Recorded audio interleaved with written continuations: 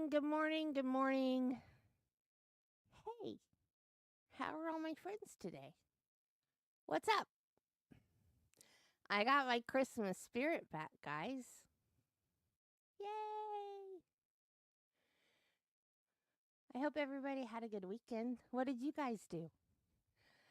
I watched It's a Wonderful Life, Christmas with the Cranks, The Santa Claus. I watched Red One last night. It's the first time I'd ever seen it. That was so good. Trying to remember. How the Grinch Stole Christmas.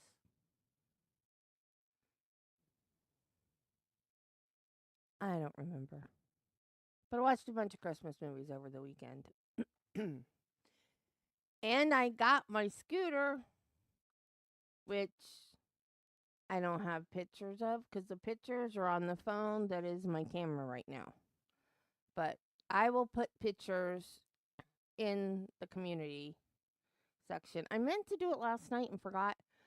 Um, and it took a really long time, but Shadow finally found it. So the pictures that I have of it, she's sitting in the seat. Because she likes, when I used to use a walker, back when I had cancer and different things would get infected from like bug bites and stuff. One was a cat scratch, one was a spider bite, different anything that could get infected would get infected. I would have to use a walker because it would be painful. So and my walker has like a little seat on it. So anytime I used the walker, she would jump up in the seat. She wanted to ride. And now she likes to run really fast and hit the dining room chairs because they have wheels on them.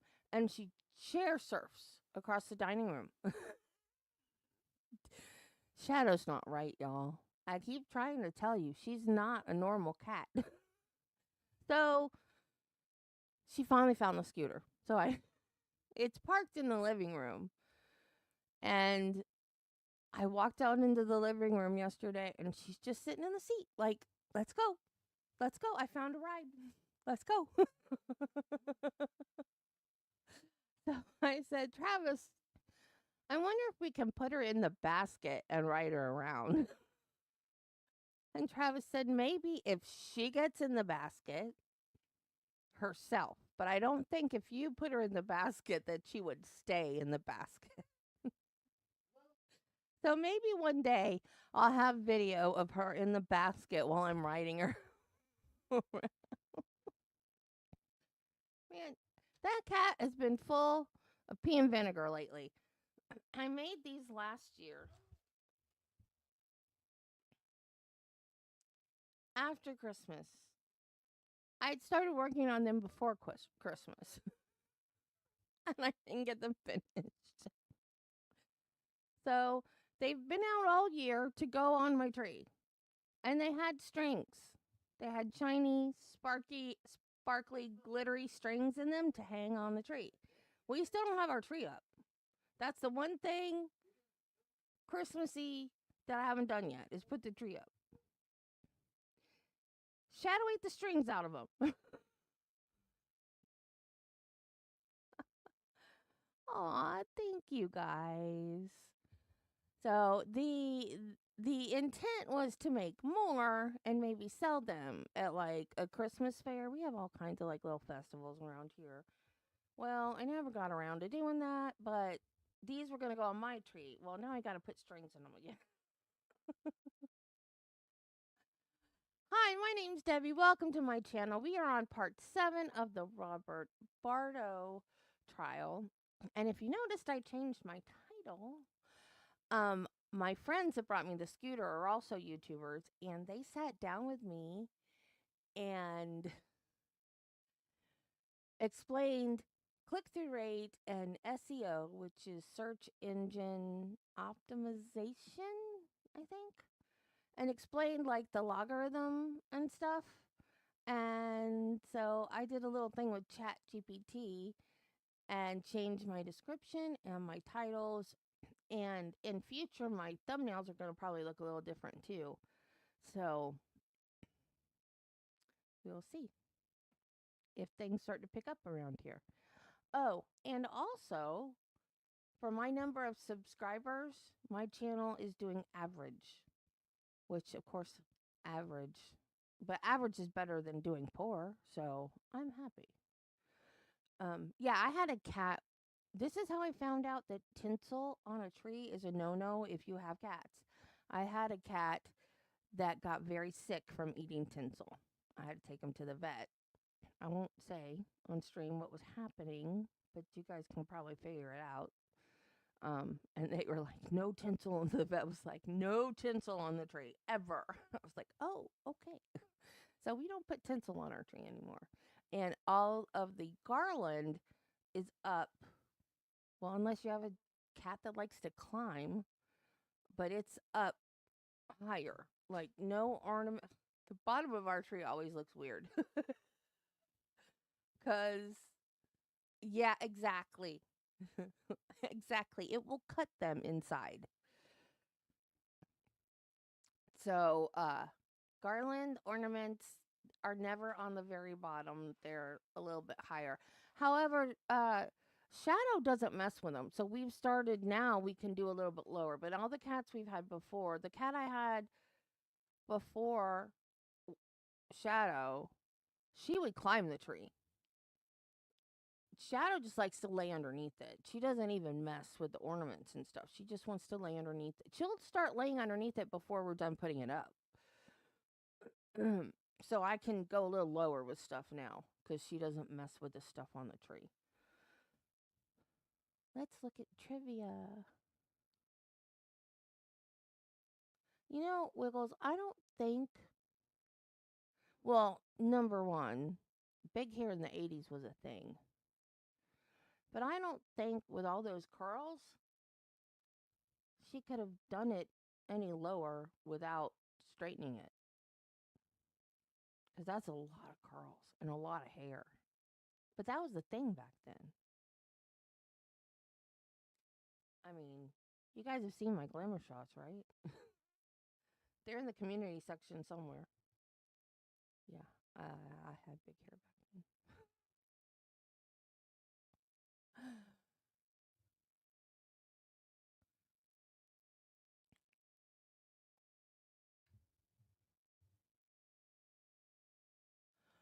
Yeah, yeah, that was my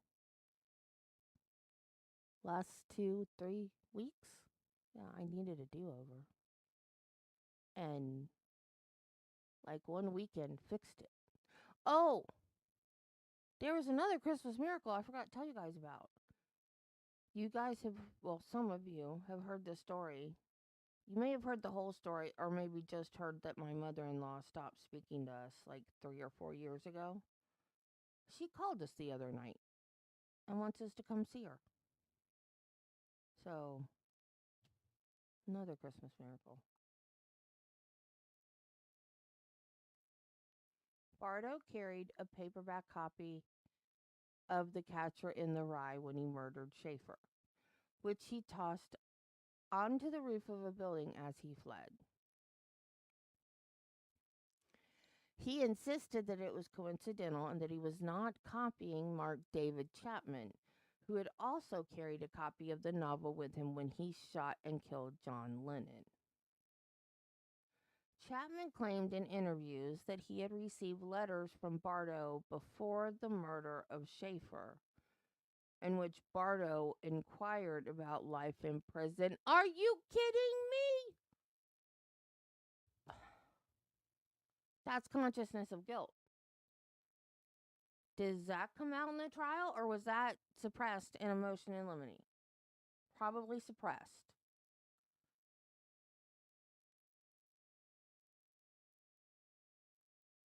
Good God. I don't know, Wiggles, but I want to mention it. I want. My brain is working faster than my mouth. I want to read it. It was mentioned in Dirty Dancing. Do you remember Who's seen Dirty Dancing? Do you remember that creep in Dirty Dancing? He actually had that book, and I think it's been so long since I've seen that movie, but I remember that specifically because even back then I was a true crime fan, and Baby confronted him, and he took that book out of his back pocket and he slammed it down on the table and he said, "Read it." And it was Catcher in the Rye.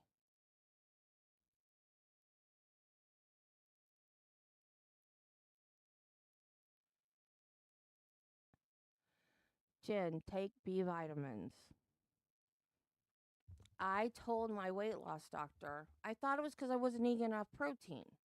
Because when you have weight loss surgery, that's one of the side effects of weight loss surgery is you lose hair because you're not getting enough nutrients because you can't eat as much. And I didn't have the surgery where they like rerouted all your insides and everything because I don't want to do that to my body. And I didn't. There's other. There's other things like you can't tolerate sugar and you throw up all the time and other stuff I didn't want to deal with. I'm like, just make my stomach smaller. Don't do all that other crap to me. Um, so I never really lost my hair after the surgery.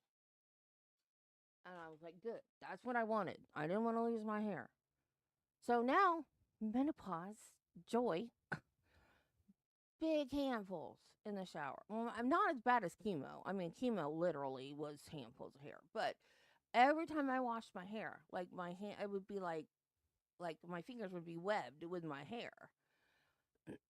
And I told my weight loss doctor, and he said, take B vitamins. Well, they already had me on a multivitamin, and my oncologist had me on B12. And I thought, what the heck more B do I need? So I started taking a B complex that has all the B vitamins in it. My hair quit falling out. Like literally, when I wash my hair now, I'll wash it and then I'll take it and do this, like literally strong, like pull my hands away and no hair. So it's working. It's not gotten thicker. Like I'm not having like new growth. It's getting thicker, but it's not falling out anymore or breaking or whatever it was doing. It's still thin, but I'm not losing any more. So yeah, try a B complex. I take one every day.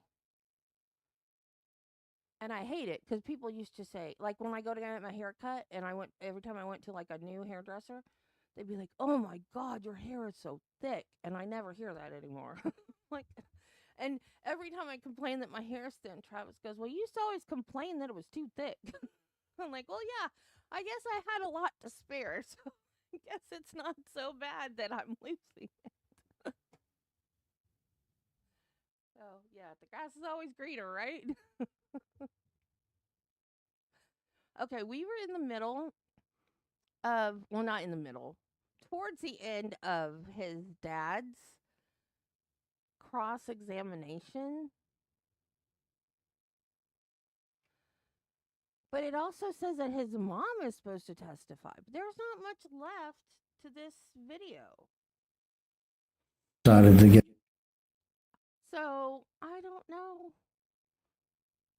how long she's going to be on the stand. What, 2 minutes?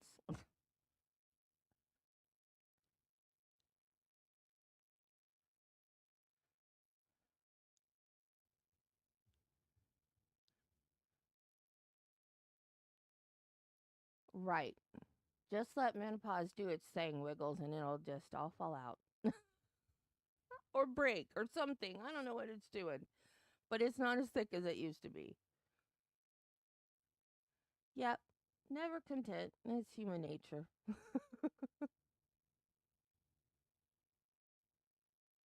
Get out of the Army, and then when she came home, Kiana had already been gone.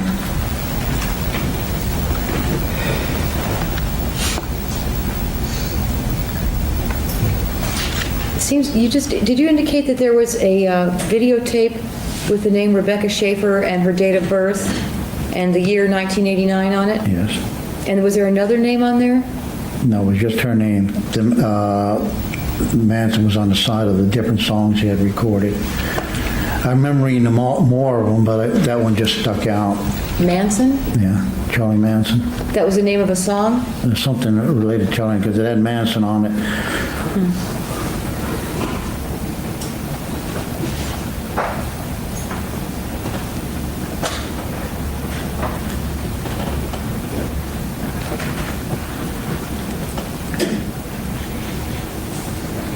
When Robert first spoke to you about going to Los Angeles, that was before you saw the movie together, Lethal Weapon, is that right? Right.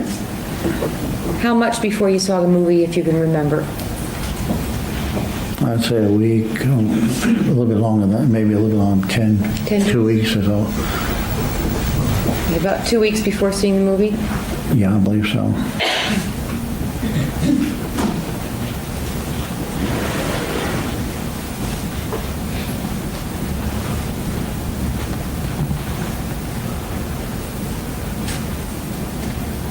I have nothing further. The tape that the police neglected to retrieve, was that a videotape such as this that I'm showing you? For the record, I'm looking up a VHS tape format. Was it something like this, or was it a cassette tape? A cassette tape. And on that cassette tape, it had the name of Rebecca Schaeffer, correct? Yes, correct. And it also had a reference to the songs of Charles Manson. All right.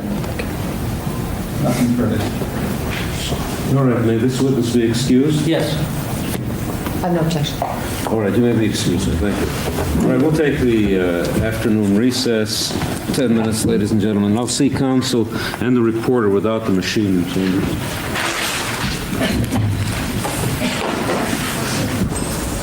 My name? Yes, please. My name is John Bardo. Spell your first and your last name, please.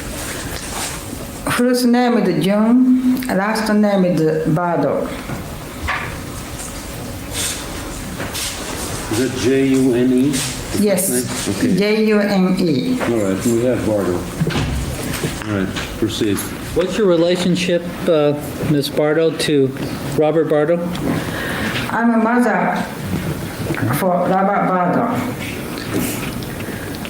Where was Robert born? Edwards Air Force Base. Did Robert ever have a problem, medical problem, after he was born? Yes, he have a medical problem. What was that? Mental. I want you to tell the judge how Robert used to behave when he lived with you in Tucson. Can you tell me again? Yes. Did Robert spend a lot of time socializing with your other children? No. Did he spend a lot of time with the family around the house? Most time he stay by himself for room. Stay by himself? Yes, Where? His room? his room, yes. Did Robert have a lot of friends from school? No, How often would you see his friends? Did he used to behave when he have a problem, medical problem? I'm a mother for Robert Bardo. Where was Robert born? Edwards Air Force Base. Did Robert ever have a problem, medical problem, after he was born? Yes, he have a medical problem. What was that? Mental. I want you to tell the judge how Robert used to behave when he lived with you in Tucson. Can you tell me again? Yes. Did Robert spend a lot of time socializing with your other children? No. Did he spend a lot of time with the family around the house? Most times he stay by himself of a room. Stayed by himself? Yes, Where? In his room? his room, yes. Did Robert? What nationality is she? She is hard to understand. He asked her if he had any medical problems, and she said mental. That's it. I didn't go into any further explanation on what kind of mental problems he had. She is very, very hard to understand. Have a lot of friends from school? No, How often would you see his friends from school, if ever? once a year, twice. Do you know the names of any of his friends? I don't know. Did Robert have any girlfriends, as far as you know? No,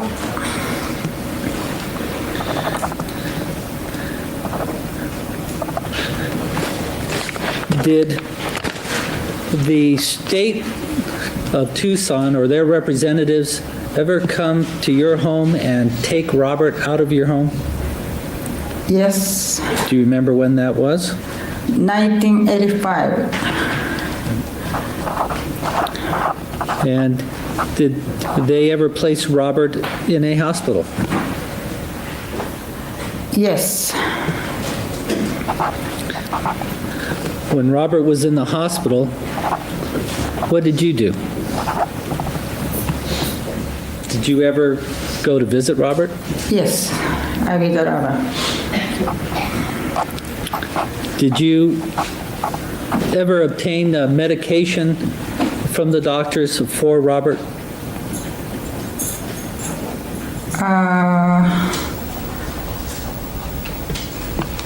I don't remember. Did you ever know Robert to have any girlfriends at all? No, Did Robert ever bring a girlfriend to you for him to meet? For you to meet, rather? no, Did you get along with Robert? yes, Did Robert spend a lot of time with you? sometime, no. How would you describe Robert's actions in relationship with your other children? Well, most of the time he stay by himself room and some children get along good. When he stays by himself, what does he do, if you know? Listen music, watching TV. Do you know who his favorite music people are? No, What about Robert's moods? Do you remember seeing Robert being in either a very happy mood or either a very sad mood? sometimes happy mood, sometimes sad mood.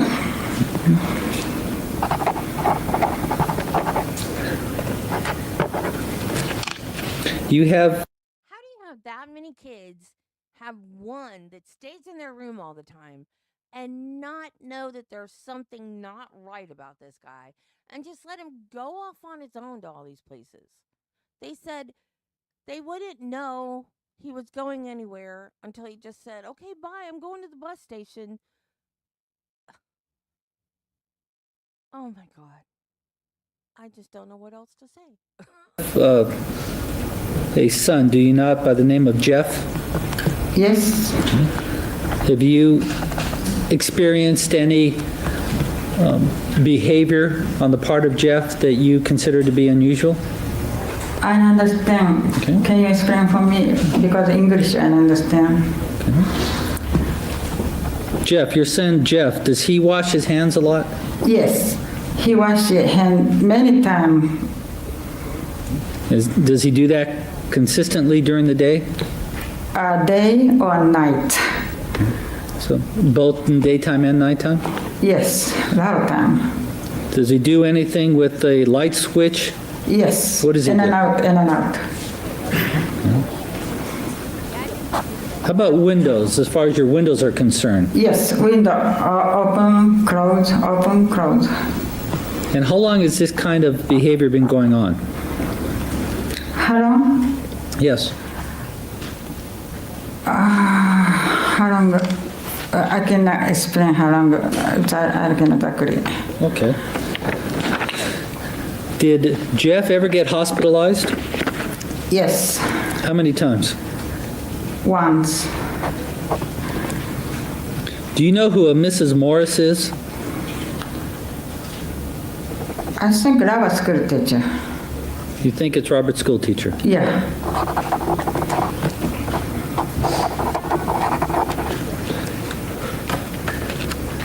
Does it get cold in Tucson, Arizona? Huh? Does it get cold? Does the temperature get cold sometimes in Tucson, where you live? Tucson, Arizona, cold? Does it get cold sometimes? Yes. Well, also, the fact that, yeah, Nichelle, this is his mom. The fact that Japanese culture is so different and you've got a blended, not a blended family, that's not the right term, blended culture. And then you've got the one OCD kid, and then you've got Robert, who was just wackadoodle. That's got to be a strange household. I don't mean strange. I don't have a problem with the intercultural, interracial thing. That's not what I'm saying. I'm just saying different cultures deal with mental illness in different ways. You know what I mean? So it would be an interesting case study if you were a psychology student. I mean, right, like to study that. I don't hate you, Wiggles. I can talk louder. It was fine. Friday. Where's my stupid? I don't know if I'm going louder. Am I going louder? I can talk louder. Or I can put in the earbuds. The earbuds sound all weird and tinny and weird.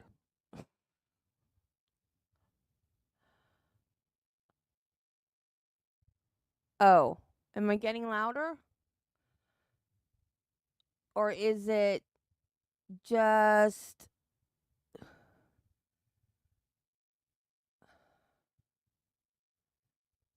Am I getting louder? Do I need to just talk louder? I can talk louder. Is this good? Is this better? Or is it worse? The sound quality is better with the mic. Because I listened to some of my streams. I listened with the mic. And. Okay, I listened with the mic. Streams with the mic. And then I listened with streams. Well, no, I'm not doing anything with the court sound, just my microphone. Because I listened to streams with the mic and then I listened to streams with the earbuds.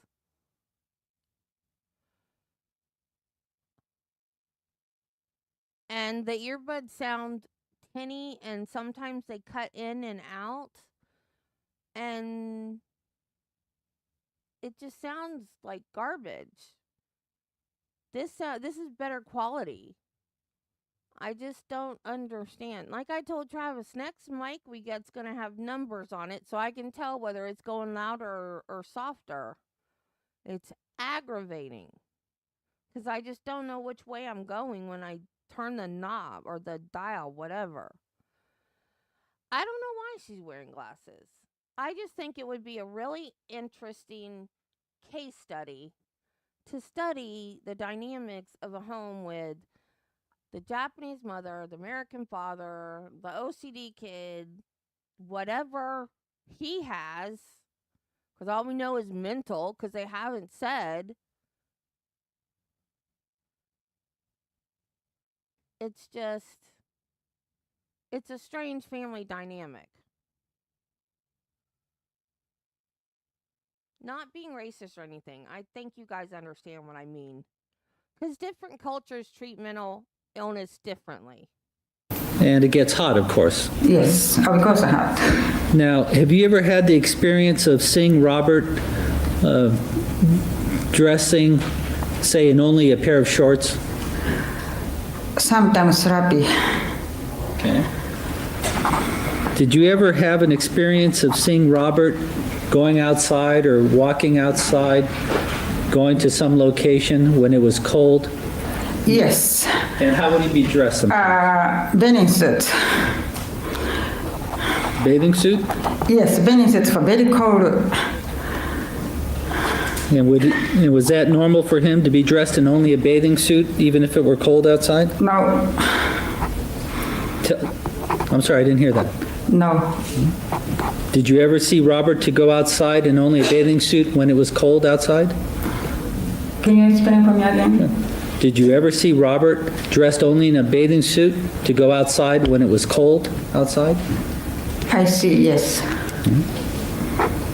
Was that unusual for him to do that? Usual for him. Did you- Yes. How did your son Robert dress, as far as you know, as far as your observations? Sloppy. Was Robert ever placed in a hospital, to your knowledge? Hospital for knowledge. Was Robert ever placed in a hospital? Yes, he went to the hospital. How many times?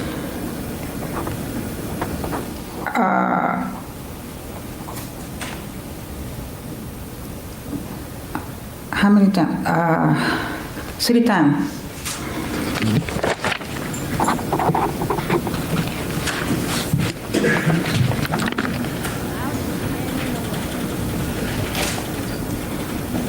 I want to ask you, did your husband, Philip Bardo, did he drink heavily? Yes, used to be. Okay. He doesn't now, No. but he used to before when your children were young? Yes, heavy drinking.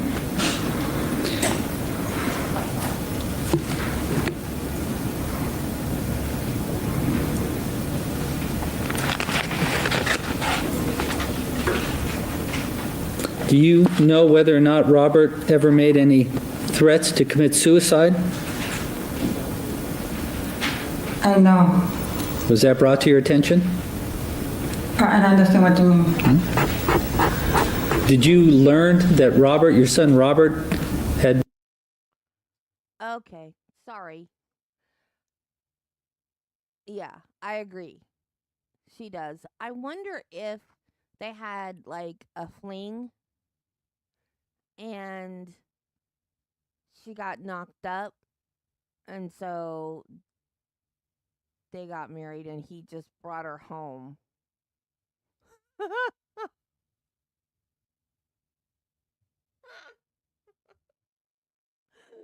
Oh, Wiggles. I was wondering that too. She's Japanese.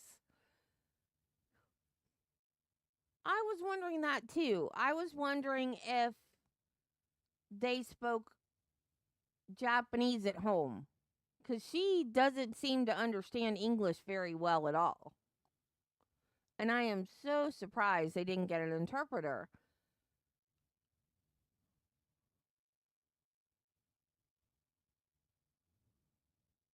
been threatening to commit suicide at various times? I learning. Do you know if he ever threatened to commit suicide? Can you explain for me, please? Sure. Do you know whether or not Robert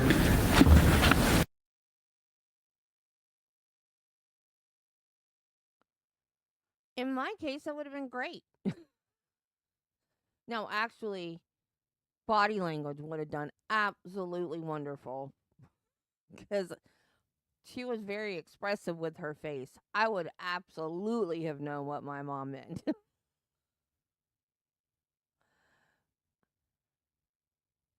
Yeah, she's having a hard time with simple, what I think are simple questions, but I guess if you don't know the language well, they wouldn't be simple questions. But like she's saying no to questions he wants her to answer yes to. And then he's asking the same question again. And then she goes, I don't understand. So why didn't they just get an interpreter? This is not going well.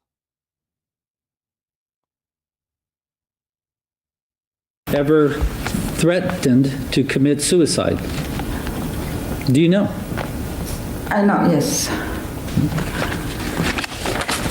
I have nothing further, Your Honor. No question.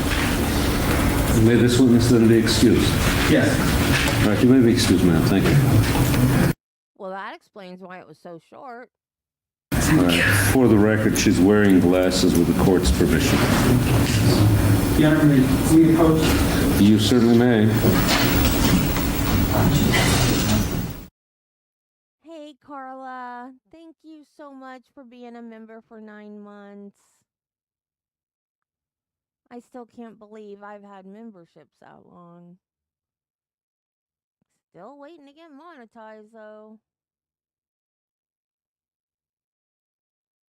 Hickman, So your first and last name, please?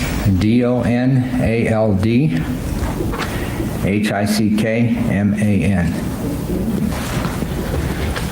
Mr. Hickman, what is your occupation?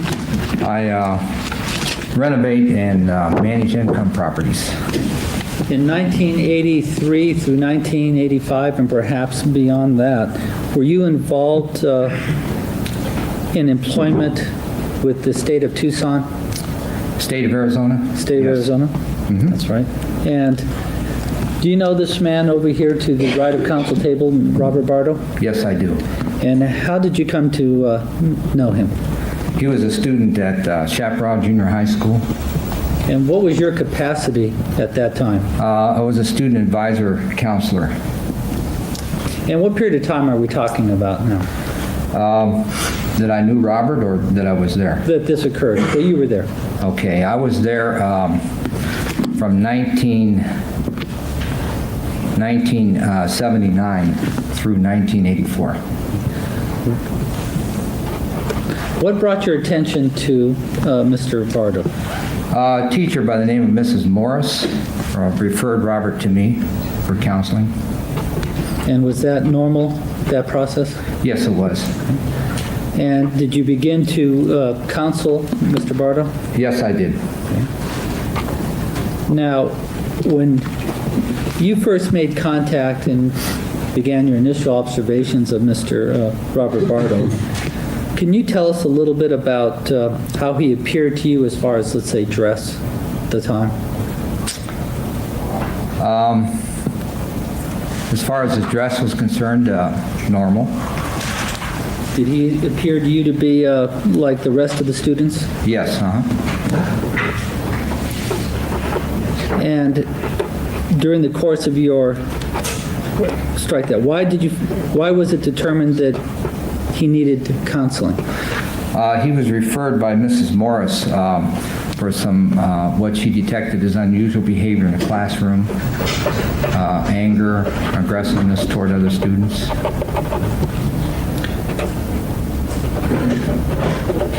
Did you, as part of your counseling of Mr. Bardo, conduct an investigation into his family and background? No, not as a normal course. I was given some information by Mrs. Morris, and I had known Mr. Bardo previously from another son that attended Chaparral Junior High. Who would that be? Jeff Bardo. Now, during the period of time that you were counseling Mr. Robert Bardo, would you describe Or can you tell the court whether or not he was ever involved in any mood swings? Yes. How would you describe that? Well, I had considerable contact with Robert from January 1984 through April 1984. And at the very beginning, when Robert would come in to talk to me, he would often be very depressed, not very talkative, very inward. And as I would sit with him and talk, sometimes he would begin to express anger. He would sometimes yell, curse, be very upset visibly, get up, start to leave, return. Sometimes he would be so upset that he would just put his hands in his head and moan. And sometimes would get very silent and just not talk, not express himself. Did he appear to be very withdrawn? Yes, he did. As far as you knew, did he have many friends? No, I don't recall any friends that he had. Very much of a loner. Did he ever discuss with you his family situation, his family life? Yes, he did. And was he happy with his family life? Very displeased with his family life. Expressed on numerous occasions that he would wanted to be out of the home under any circumstances. Did he tell you why he wanted to be out of the home? Yes, he did. What were the reasons? Well, it ranged from problems, feelings against his mother, to problems involving his brothers, one brother in particular, and the expression that he was made to do things at home that he really didn't want to do. Did he discuss with you possible abuse against him committed by his brother Ed? Yes, he did. And describe the type of abuse that he was talking about. He described his brother as a very a person who wanted very much to control Robert, and would do so emotionally, and would do so verbally abusive, and also physically abusive at times.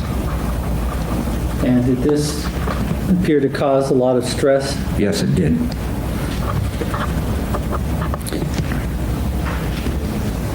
So you were able to confirm through your own observation some wide mood swings, I take it? Yes, And would isolation be a good word, an appropriate word? Yes, very often he would ask to be left alone or to be placed alone and to turn out the lights in the room. And he would, after maybe a half an hour or an hour or so, would regain his composure. Did you have occasion to determine whether or not Robert Bardo was hearing voices? Yes, he expressed that to me on occasion. And you made notations of this, correct? Yes.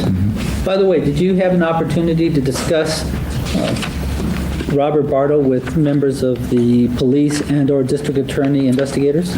Yes, we had a school resource officer, Rick Segura was his name. And my immediate concerns were expressed to my supervisor, the principal, and also to the district social worker, school psychologist, Joanne Weber, and Bob Rankin, also a school psychologist.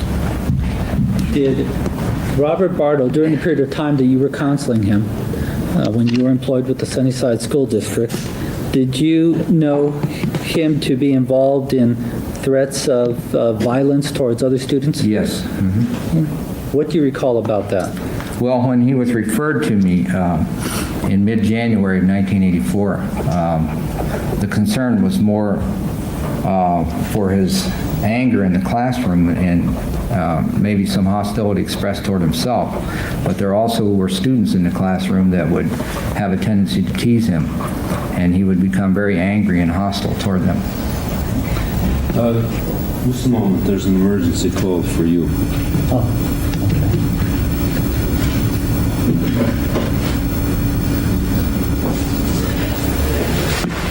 The original concern, if I understood your testimony, was that there would be students that would tease Robert, correct? And he would exhibit or threaten their safety? Yes, And this caused Mr. Bardo to be referred to you for counseling. yes. What were the nature of the teasing? I think the teasing had to do with just attacking his character. And he would respond with very angry threats of violence and physical harm. Were there threats ever expressed by Robert that he would kill one of these students? Yes, Did he also threaten to commit suicide? on numerous occasions. That was a very normal course of events. It became very common, yes. Did he ever complain to you of desperate feelings? Yes, on a number of occasions. On January 26th, I made note that he came to me in a very desperate condition, stating that if something didn't happen, that he would probably kill or take his own life, that he felt a sense of desperation that he could not contain or control. And this caused enough concern with you to make a notation in the official record, correct? Yes, I also Is that his doctor? Because he's a mandatory reporter. If someone says they're going to kill somebody or themselves, they're supposed to report it. Even back in the 80s, they had mandatory reporting, didn't they? I thought they did. So he should have reported this. Oh my God. called several people in the district to notify them, and I took him to his home and confronted his parents. When you took Mr. Bardo in this situation to confront the parents, describe to the court what occurred. But still, mandatory reporter. Well, I took him to his home in the late afternoon of January 26th and encountered his father and explained to him that I felt that Jeffrey was in a very critical condition, that he might do something to harm himself or possibly someone else. Are you talking about, you said Jeffrey. I'm sorry, Robert. So you explained that to Mr. Bardo that he was in a desperate condition? Yes. And did you go on? Yes, I asked him for permission to obtain immediate help for Robert.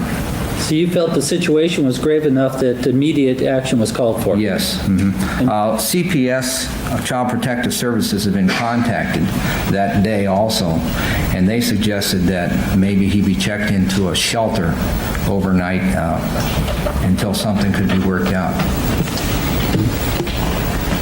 And when I knew that was a typo. I was like, why did you put an X in front of Congress? I was like, what do you have against Congress? 1970. Okay, so he did report it. CPS got involved. Okay. All right. My bad. CPS. Great. Failed another one. All right.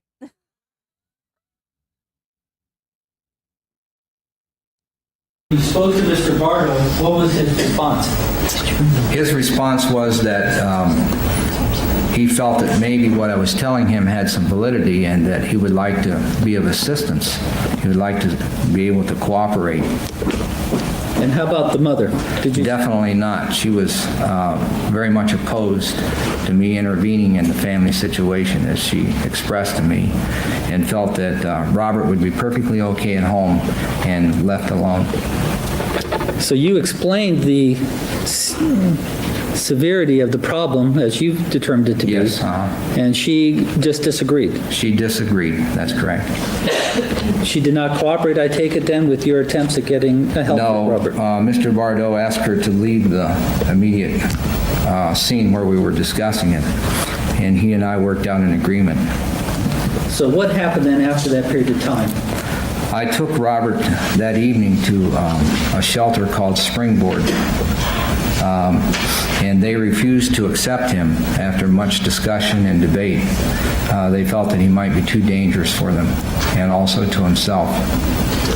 So because of their feeling that he may be just too dangerous either to himself or to other people, they would not accept him. That's correct. Did you take some alternative course of action? Yes, I called, I called Keno Hospital, and they refused him also. So at this point in time then, you had the situation which you consider to be very serious. You had spoken with the Children's Protective Services who made recommendations to you, and you made 2 attempts to get him placed in these 2 centers that you've already told us about. Well, what did you do next? Well, I had to take him back home, about probably close to 8 o'clock that evening, and he seemed to be a lot more in control of himself, a lot more at ease, and I left him there with his parents that night. He was in a lot more control, much more at ease at that point in time. Yes. Did that differ significantly from his mood prior to this? Yes, it occurring? did. So there was a wide range then of Right. emotions at that point. That's correct. Now, before we get any further, during your counseling sessions with Robert, did you ever encourage him to write letters? Yes, I did. And why did you do that? He seemed to have a great deal of difficulty expressing his emotions and his situation on many occasions, most of the time, as a matter of fact. And so I resorted to allowing him to sit quietly in a room and write as a means of expressing himself. And did that prove to you to be revealing as far as what he was thinking? Very revealing, yes. Can you share with the court some of the revelations that were contained in those writings? Okay. One thing that became very apparent to me, I wouldn't object this time. Perhaps it would be better to give the court the writings than to single out any 1 or 2 of them. We plan to, I can indicate to the court, we plan to introduce all of the writings into evidence.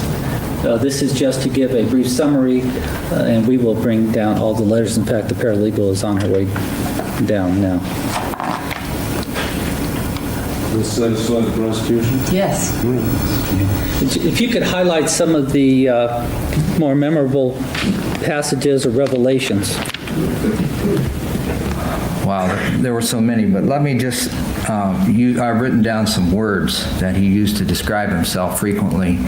Frequently, he would call himself dumb, evil, occasionally refer to himself as God, the devil, a wimp, stupid, just all kinds of descriptive phrases to belittle himself.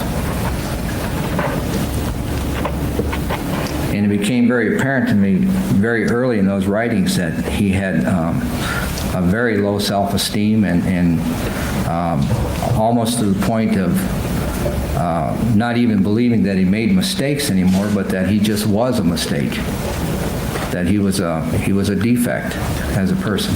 Was this a predominant theme in the letters? Yes, it was.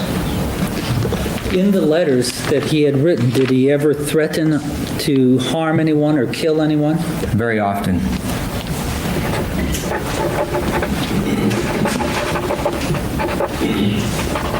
Did these letters cause any concern to you? Yes, they did. And as a result, did you take some further action? Yes, I did. Now, you had already told us about the one period of time where you felt it was very serious, and I think you used emergency type situation. Mm-hmm. You made several attempts that one day to have him placed and were unsuccessful. Now, subsequent then to that date, to your initial conversation with the parents, did you have occasion then to speak to the parents again? Yes, I did. And when was that? Approximately.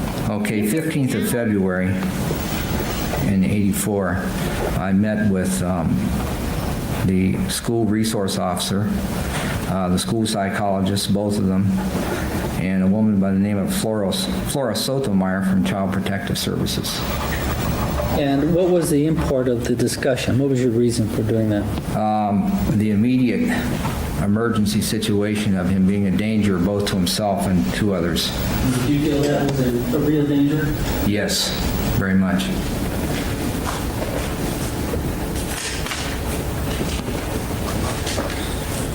During this time, he had continued to write expressing those things. Yeah, just a moment, Your Honor. You have.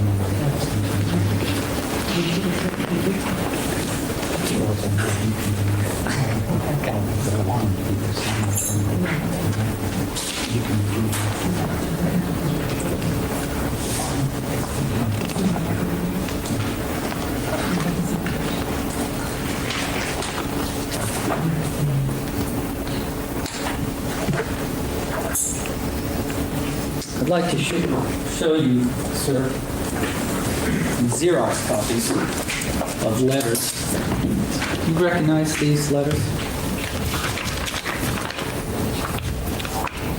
Some of this is schoolwork also.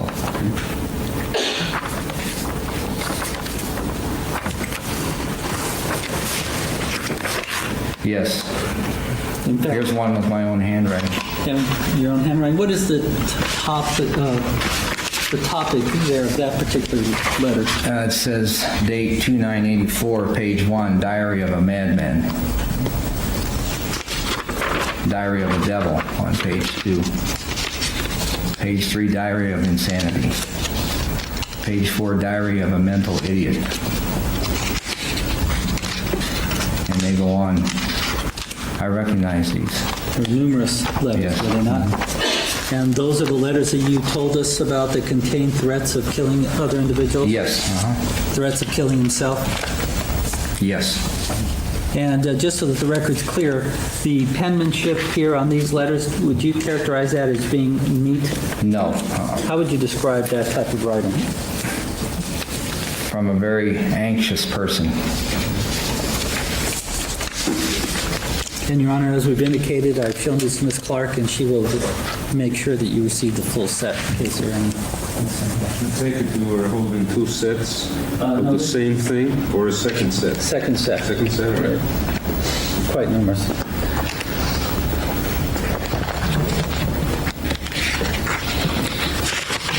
Did Robert Bardo ever request help in any of these letters that he began to write? Constantly. Almost on a daily basis. In fact, I'll direct your attention to one letter in particular. Yes. Does that seem consistent with your recollections? Yes, it does.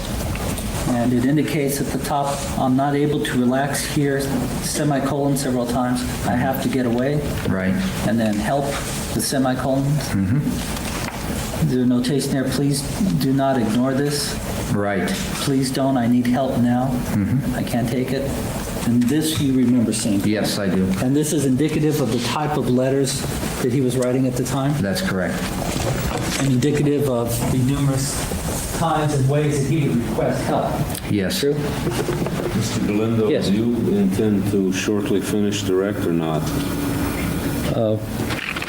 I think I'd better. No, you, Mr. Galindo, as you know, I've been very patient with both sides, with your witness scheduling problems.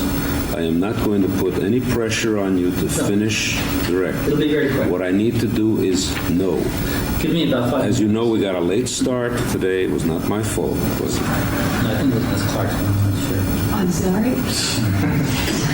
Partially hers and partially yours for not having taken care of some things regarding witnesses that could have been taken care of in the morning. Now, let's not be throwing rocks at each other. Let's just decide whether it's profitable for you to try to finish or... Fine, may we approach? We're not going to finish with a witness today, May we obviously. approach? Yes. I was... All right, let's proceed. Sir, moving from the content of the letter, since His Honor will have an opportunity to review them firsthand, did you make any subsequent attempts at pulling Mr. Bardo out of the home and into a hospital setting? Well, not directly. It was beyond my control to do that. Did you take some action to do Yes, that? I did. And as his school counselor, are you able to tell us whether or not those goals were effectuated? Yes, they were. Tell us the first time he was placed into a hospital. On February 15th, as a result of the meeting that I described to you previously, he was checked into Palo Verde Hospital. Now, you told us previously that the mother did not appear to want to cooperate with you initially anyway. Yes. Did she cooperate with that first placement of Robert into a hospital? No, she didn't. What did she do? She just totally wanted no part of it. Did she cooperate in giving Robert any prescribed medication that had been prescribed? That I can't elaborate on. Did she allow Robert to stay in the hospital that time and get all of the treatment that was? Yes. I went with Robert's father and the school resource officer to take him to the hospital. How long was he in the hospital that first time? Approximately 10 days. And after 10 days, what occurred? He was released back to his home.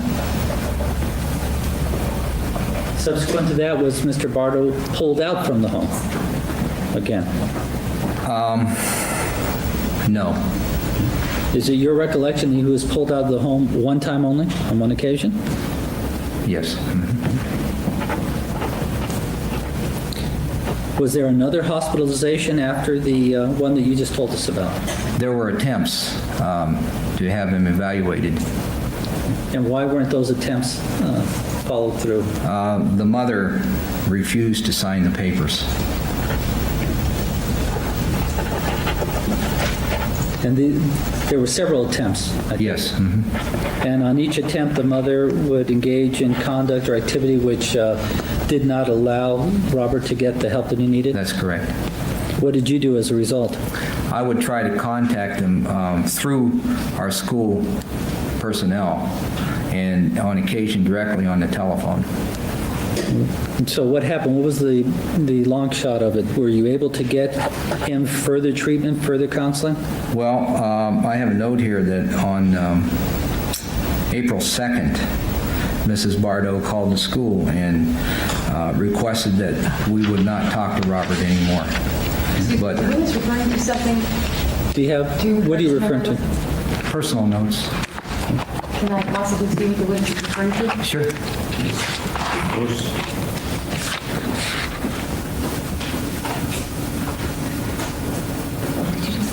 I'm sorry. Oh, that's great. Okay.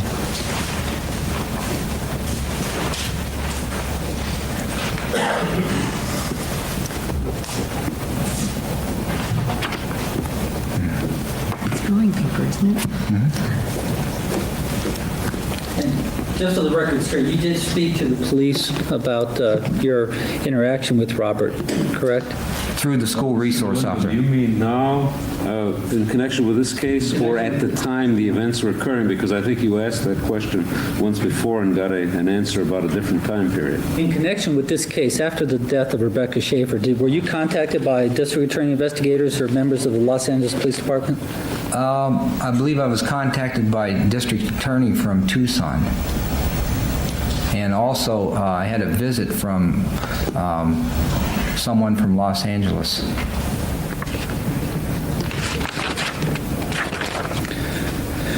When did you last have contact with Robert Bardo?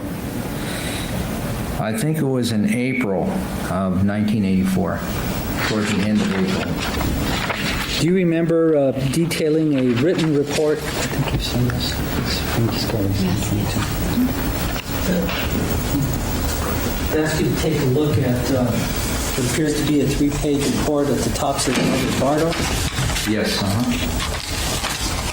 Yes. And it has pages, not your pages, I think, that relate to Discovery, pages 722 to 724. Is that your report? No, this is parts of my report. Which parts are yours?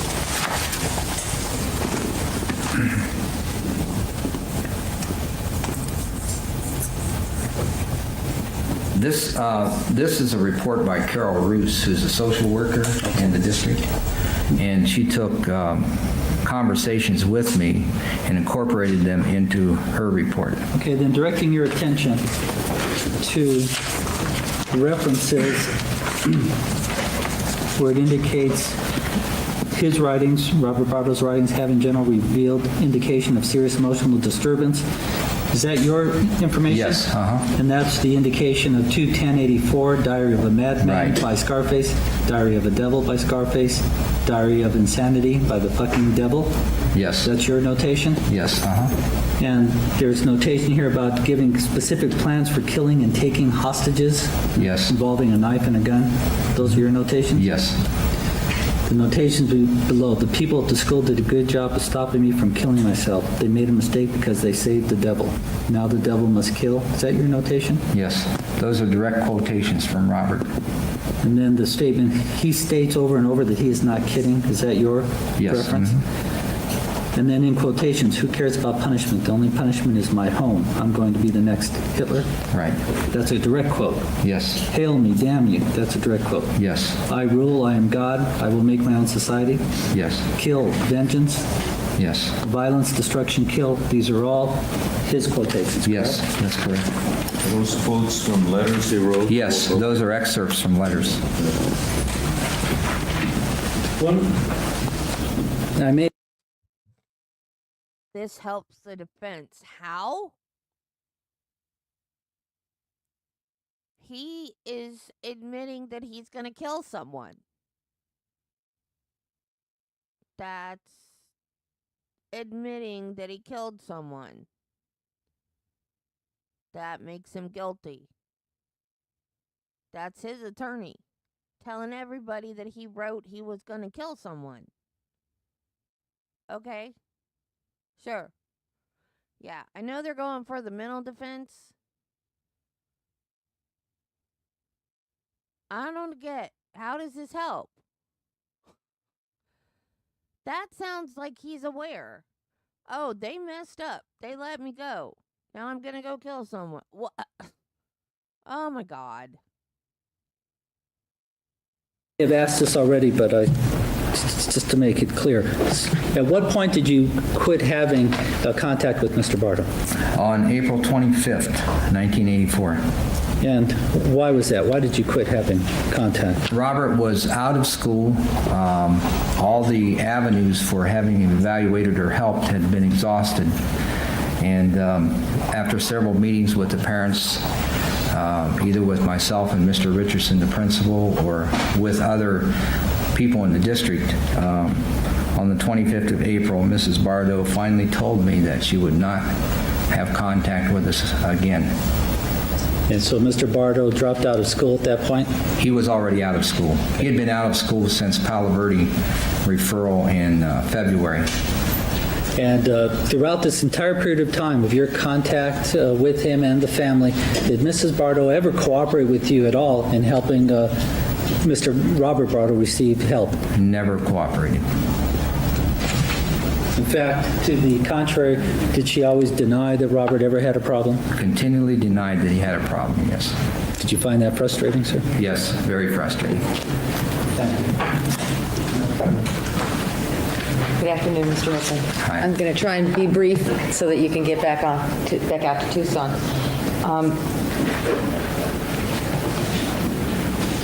Sir, you indicated that the point of your contact with the defendant was mainly from January to April of 1984, Yes, and after April of 84, you had no further contact with him? that's correct. Now, over that period of time, you recall that his moods would go from basically, tell me if I'm characterizing it correctly, kind of even-tempered to angry, Yes. and then perhaps even-tempered again. Not so much back to the even-tempered. Just more mildly agitated. Right. All right. Did you ever see him behave in a grandiose manner? Very magnanimous, very elated, very, you know what I mean? Very way up there, very high. Yes, uh-huh. Did you ever see him like that? Yes. When did you see him like that? On one occasion, he came to me and indicated that he had been hearing things from a source he couldn't identify, but he said to me that, let me recall this, he said to me that his mission from the devil was to kill, and my mission from God was to stop him. And he would grab his head and moan and groan and just very erratic behavior. Wait. Maybe we're not understanding each other. I was asking you for an example of when he was very happy. Okay, I'm sorry. The happiest that I've seen him was when he would come to school with his parents at the beginning. Happiest then? Yes, at the beginning of a conference. Was that only on one occasion? No, that was maybe 2 or 3 occasions.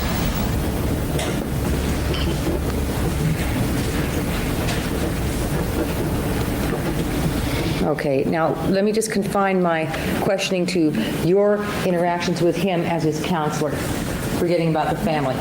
During the 3 months that you had him as your counselee, okay, your student, did you ever see him go through moments of elation and great happiness with you?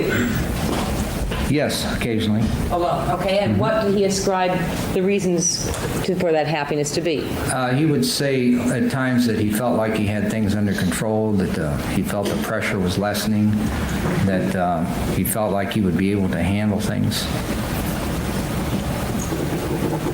And so that happened, did that happen as often as his depressions? No, it didn't. Did it happen half as many times as the depressions? No. A third? You're close now. So about a third of the time he was feeling okay and in control. The other 2/3 he was depressed and not feeling good. Yes. You indicated that at some point you indicated that the defendant complained to you of hearing voices, Yes. and you said you made a note of that, sir? Yes. Where did you make a note of that?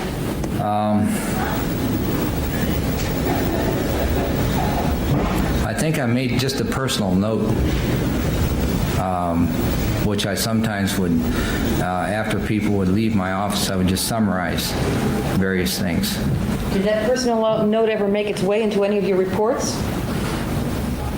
I don't believe directly, no. It made its way through his comments and his writings. Now, actually, it made its way into only one letter of the great volume of letters that he wrote to you, did it not, sir? I think you're correct. And that one letter that he wrote to you about hearing the voices in, was that not the letter written immediately after he was released from Palo Verde Hospital? I'm not sure. I don't have the time frame on that. Let me help you out. Okay. There's a letter here dated February 27th. Okay. Okay, and for counsel's benefit, it's discovery number 835, beginning with.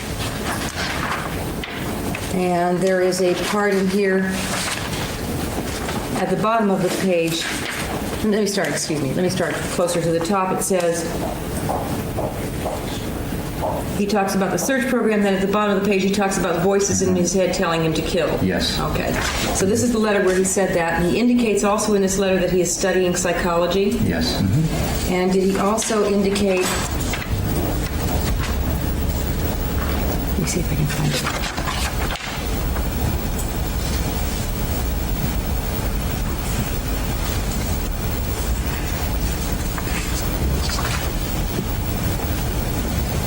Hold on, let me get the other letter.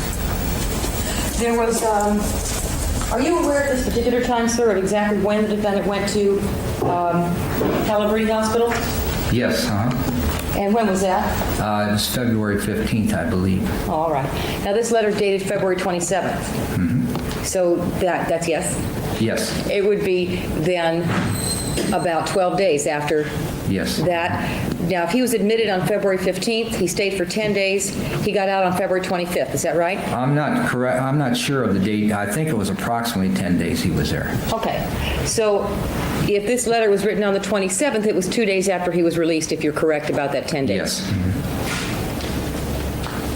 Do you recall any letters before that in which the defendant ever indicated he heard voices? No, I don't. Now I'm going to refer you also to the letter dated February 25th, which might have been the day he was let out. Does this look like one of the letters also, sir? Yes. Mhm. Okay. Now, in this letter, does he indicate to you, I'm going to point to the highlighted portion of it to help you. Does he indicate to you that what he wants by threatening people is to get attention? Yes. And then he indicates at the bottom part of this letter that he feels there's another way to get attention, and that would be through his music. Yes. Mhm. That he could learn to play the guitar. Yes. Okay. But he also indicates at the bottom that he does not have the patience to learn that fast. That's correct. That is, to play the guitar. Is that correct? That's correct. Okay, so when you indicated that there was some reference in the defendant's letters to you, you were specifically referring to the letter I have shown you. That's correct. Now, do you ever recall when you were testifying on direct, sir, you indicated that the defendant was upset when the students would ridicule him concerning his character. Can you be more specific about what you meant by that? I think they would tease him, if I'm recalling correctly, about his appearance, his mannerisms, calling him names. And how do you know that this teasing was occurring? He was sent to me by Mrs. Morris, his teacher at the time. And she indicated that they were indeed doing that. Yes. Mhm. When the defendant indicated to you that, well, let's strike that. You indicated that he was verbally threatening the students in his class. Yes. Was he threatening them directly, or was he telling you about the threats he was feeling that he wanted to make to them? Most of my contact, he was telling me. So to the best of your knowledge, when you indicate that he was threatening to kill the students, he was telling you that? Yes, and writing it.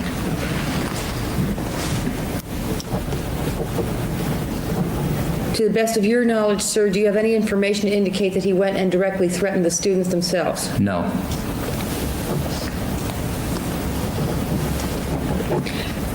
Did he ever attack Mrs. Morris? No.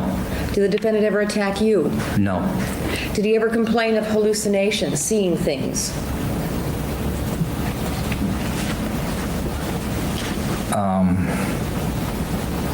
I'm not real clear on that. I can't recall. Nothing comes to mind. Yes.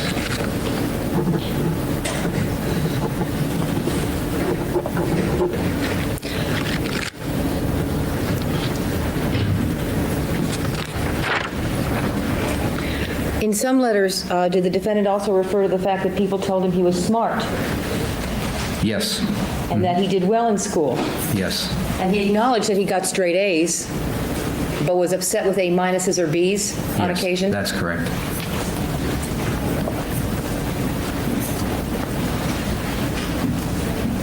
Do you recall, sir, a great interest shown by the defendant in achieving fame?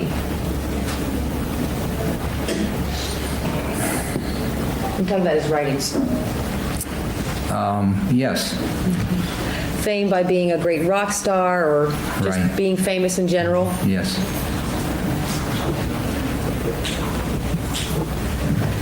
Was the defendant ever found to be in possession of a weapon in the school? No.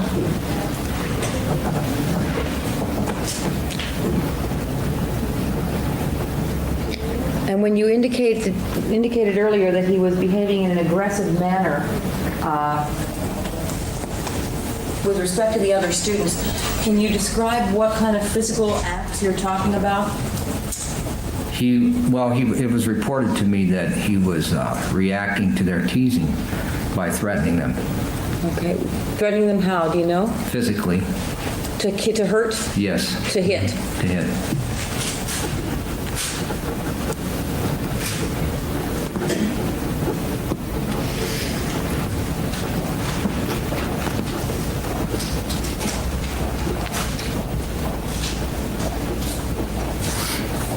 Now, when the defendant made further letters to you after he was released from Palo Verde, did it become apparent to you that he was very unhappy in that hospital? No. You don't recall letters in which he stated that he thought that hospital was a prison? I'm recalling right now letters that maybe they were before, I'm losing time frame here, but that he would like to be locked up, imprisoned, or enclosed, that it would be much better than home.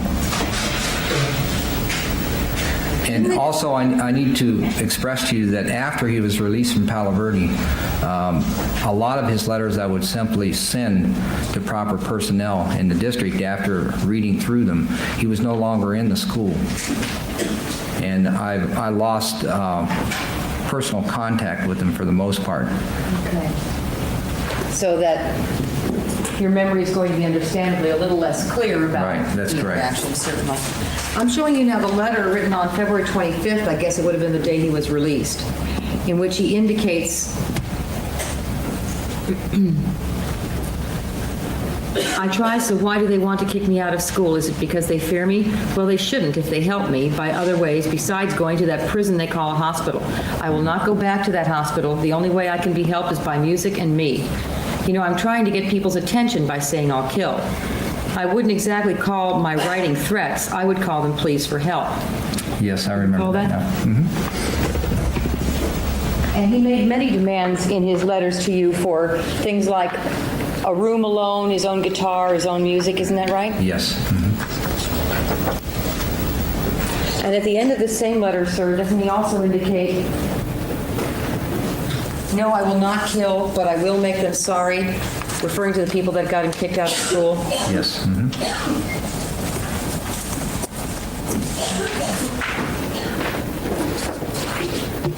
And there is a final letter, is there not, sir, dated May 13th, 1984, that he wrote to the people of the school, and a cover letter kind of to yourself, dear Mr. Hickman. I'm going to show it to you now. See if you recall that.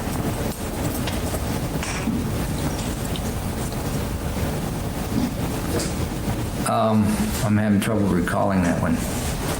I'm not sure why.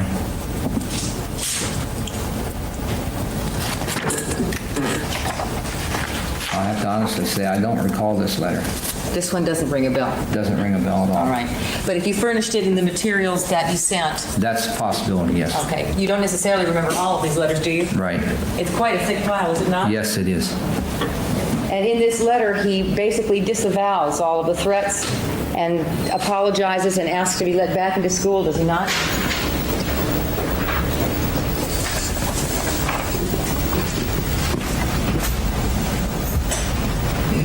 Yes, he does. That rings a bell now. I do remember something of that sort. Yes. He indicates he doesn't feel suicidal, he doesn't want to kill, he lied about that in a way, and he lied to himself, and Yes. he's doing Mhm. fine. Yes. And he indicates here that the noise level at his house has decreased and he feels better. Yes. All I'd like to do now is make sure that this letter is also in the packet that we're going to mark for the court, and I have nothing further. All right, make sure, stay there, sir. Did he ever identify the source of these voices by name or in any other way? By implication, perhaps? Well, first, did he ever say, give a name to whoever was talking to him? Yes. And what was that name? The devil. The devil. Okay. Yes. And did he ever identify any other source of any of the voices? Was it always the same voice, or do you know? I can't say that for sure. And you started to say something about by implication. What was that? Yes. Going back to the statement that he made to me before Palo Verde, that his mission from the devil was to kill. All right. So that would be consistent with his expression as to who Yes. was talking to him. All right. And remember Mr. Galindo showing you I think it was about a 2 or 3 page document that you had prepared that contained some quotations from the defendant. Yes. Do you know if those were all, I didn't take notes on those. Were those all contained in the letters, or were Yes. some of them verbal expressions? Almost all of them were contained in the letters. Is that going to be marked as an exhibit, or what? I'll mark it as an exhibit. But the report, And, okay. Do you remember anything that he ever said to you about the voices or about any threats that's not contained in a letter? Yes, the statement that I just gave to you about his mission from the devil was to kill. That's not in a letter? That's correct. Okay, thank you. Mr. Galindo? Just very briefly, did he make verbal statements to you that you did not reduce to writing concerning his hearing voices? Yes, that's correct. Nothing further, Your Honor. Anything further, Ms. Clark? Those verbal statements that he made to you concerning hearing voices, was that after he was hospitalized at Palo Verde? That was very shortly before. Just before? Yes. Mhm. And that was the one occasion when he said, he claimed that there was a voice coming from the devil? Or he Yes. didn't, or did he ascribe any source to the voice? He said that his mission from the devil was to kill. And he had expressed the concern that he had heard things that he couldn't identify. He did not identify, I'm sorry, he didn't say he couldn't identify. He did not identify the things that he had heard as to a source. But in that same meeting, he expressed to me that his mission from the devil was to kill. And my mission from God was to stop him. Okay. So he indicated, was that the only verbal representation he ever made to you concerning hearing voices? That's correct. Okay. And on that occasion, when he made that representation to you, he indicated that he had heard something. Did he say it was voices that he heard, or are you inferring that? No, he said voices. He said he heard voices. And is that yes? Yes.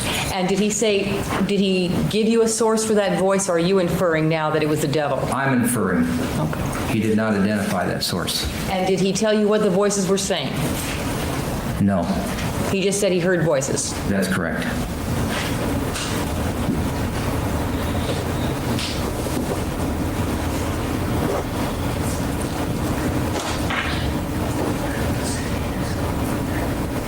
Nothing further. Anything further? No, Your Honor.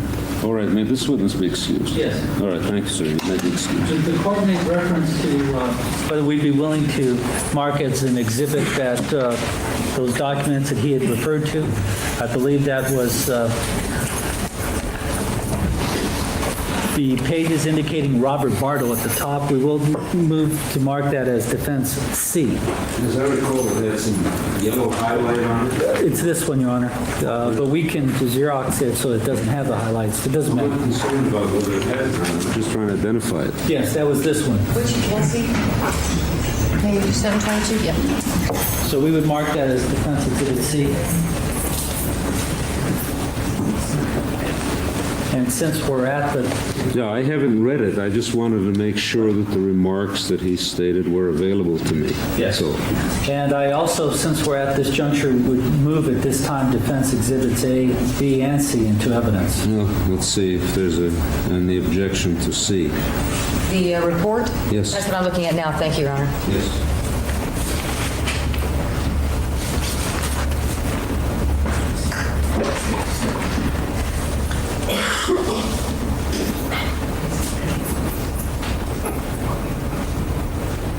I believe that this report was relied upon by the psychiatrists in this case, just for your information. Oh, was it? Yes. Well, it's I'm objecting. It doesn't matter then. It's going to come in anyway. All right. Then no objection to B and A. No objection to A and B. I'd like to see what the psychiatrist says tomorrow about C. All right, those exhibits will be admitted. All right, we'll be in recess today. Let me look at the calendar for tomorrow.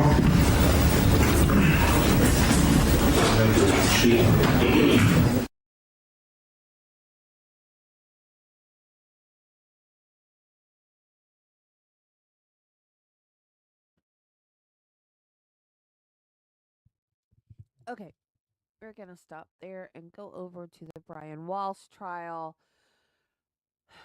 Thank you guys for coming out for Robert Bardo Historic Courtroom Proceedings. That's the new name. No more trials of the past because every hour, oh my God. I hate physical therapy. Hate. Unfortunately, it's a necessary evil. I learned that with my back surgery in 2006 because my doctor didn't order physical therapy and I was supposed to get back to work um within 6 months to get my job back. I was on long-term disability from work, but I was only guaranteed my job back if I went back within 6 months because it wasn't workers' comp or anything like that. And I wasn't getting any better, wasn't getting I mean, like, I was a little bit better, but I wasn't able to go back to work yet. So I told my doctor, I said, "Can we order physical therapy, please? Because I'm not ready to go back to work yet." So he ordered physical therapy and it was grueling, but it got me to where I could work again. Unfortunately, it still wasn't within the 6 months. It was 7 months. So I ended up, although silver lining, that's how I met Travis. I switched jobs and I ended up working with his ex-sister-in-law. That's how I met Travis.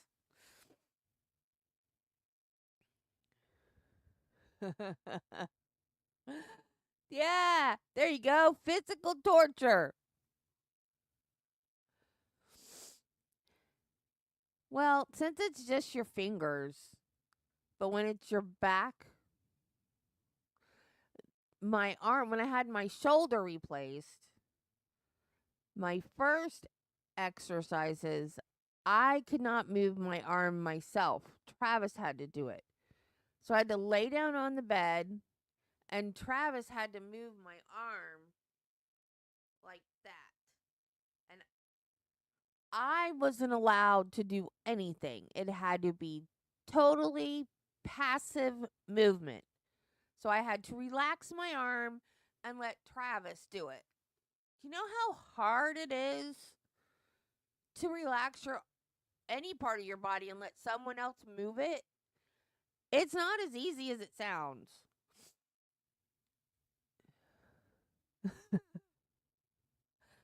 Yeah, but you got workers' comp, right? You did it at work, so they have to give you your job back.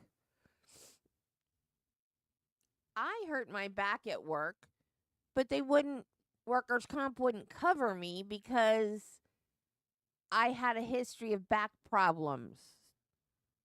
But I know exactly when I heard it. I heard it at work. Wow. Over a year ago. Wow. I've been praying for you, sweetie. That's got to be awful. Cannot imagine. Is it your dominant hand?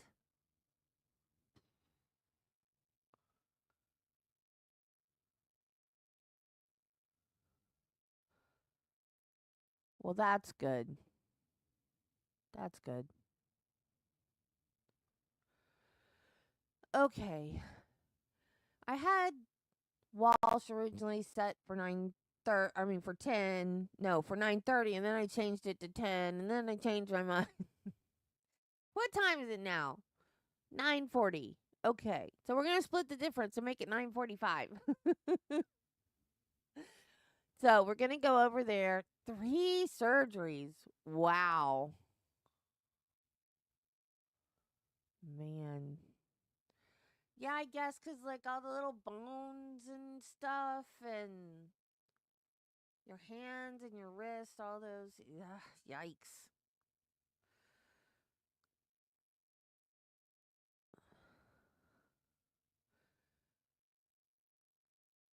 Ow. Ow, ow, ow, ow, ow.